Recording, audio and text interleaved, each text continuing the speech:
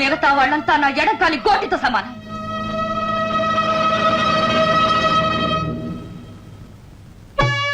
తమ్ముడికి మరదలను చేయాలని మాధవరావు అనుకుంటున్నాడు.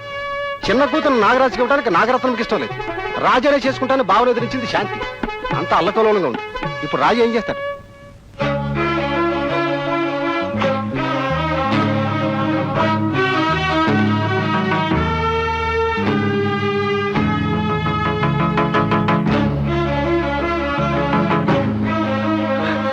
బాబు బాబు వెళ్ళిపో బాబు, నా మాట విని వెళ్ళిపో.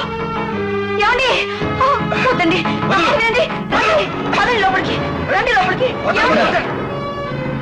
నేను ఇక్కడ మంట పెట్టడానికి రాలేదు. అతను రగిల్చిన మంటను ఆర్పమని చెప్పడానికి వచ్చాను. ఏంట్రా నువ్వు నాకు చెప్పేది? అన్నగా నీకు ఎన్నిసార్లు చెప్పినా వినిపించుకోలేదు. ప్రతిసారి నేను నావాడిగా చూశాను. నువ్వెప్పుడు నన్ను పగవాడిగానే చూశావు. ఇంటి ముందు అవమానించావు, వీధిలో రెచ్చగొట్టావు,